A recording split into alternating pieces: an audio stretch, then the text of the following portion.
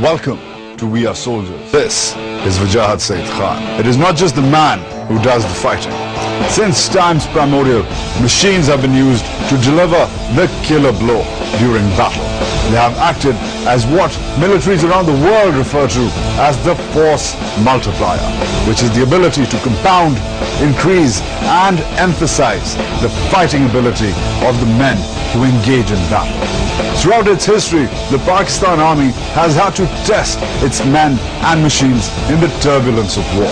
For example, in 1965, the Army fought and won the largest tank battle since World War II against an enemy which was numerically vastly superior.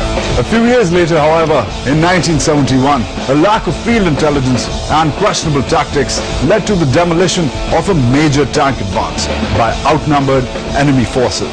But that was last century. Today, the Army is using its machines again, both to counter the threat from the east as well as to curtail the insurgency in the west. As the security paradigm Pakistan finds itself in is continuously evolving, the Army's men and machines are changing tactics as well. It's a race to the finish, and it's not just a battle of blood, sweat and tears, but also an engagement of steel, grease and gears. Get ready to see through the fog of war and the fumes of battle. This is Dawn News, and you are watching We Are Soldiers. Stay tuned.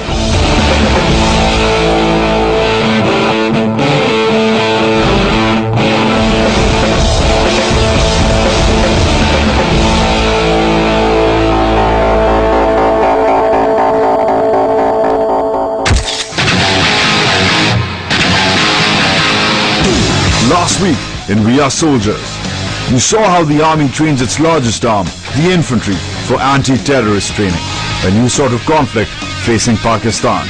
You were also introduced to the military threat perception from the eastern border and how the Army deploys specialist infantry tactics like raids, sniping and infiltration to deal with those threats. But those were minor ops.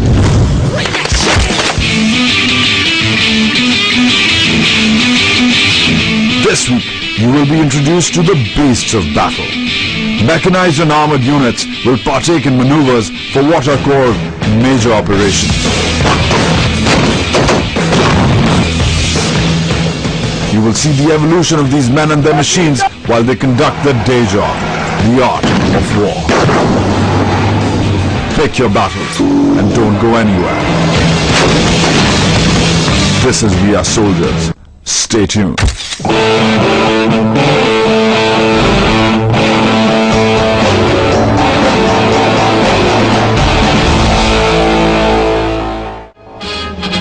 Every weapon has a history.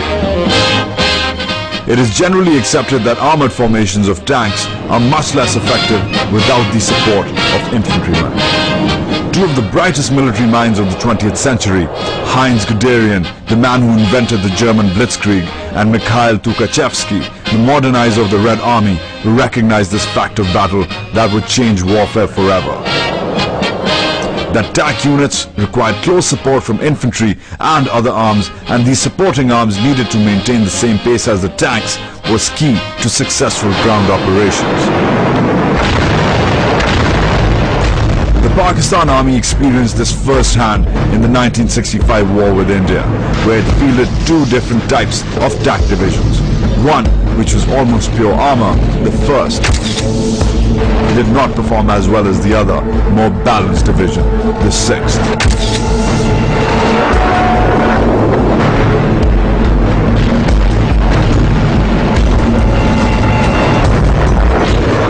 By themselves, tanks generally cannot hold ground, nor operate alone in thick country or built-up areas. They need the manpower of the infantry for that. First, motorized infantry in trucks and jeeps could maintain rapid movement and keep up with the tanks, but they required either a good road network or firm, open terrain.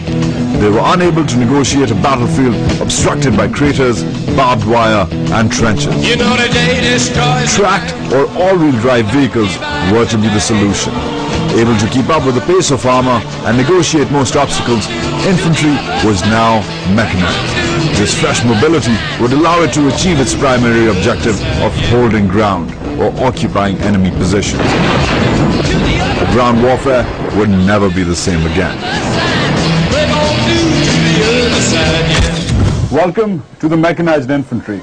Now we all know about the foot infantry, that it is deployed on feet. But mechanization has completely changed the way modern infantry warfare works. This is the logic. In any war, in any battle, there's always enemy positions. They might be dug in, they might be along a line. According to Pakistani doctrine, the armor, which is the armored corps, which is tanks, always lead the attack. Because they're armored and fast and they have a lot of protection, they can plow through these enemy defenses, usually in troops or squadrons. But what armor doesn't have is enough manpower. The manpower comes from the infantry, which makes the infantry the largest arm of the Pakistani army. Now, how does the infantry keep up with the pace of the armor? Well, that's where the mechanized infantry comes in. Mechanized infantry battalions, MIB as they're called, through APCs, give enough momentum via the APCs to join armor. By the time these guys are through enemy defenses, these guys have joined them from various positions. They dismount their troops and then they hold this objective.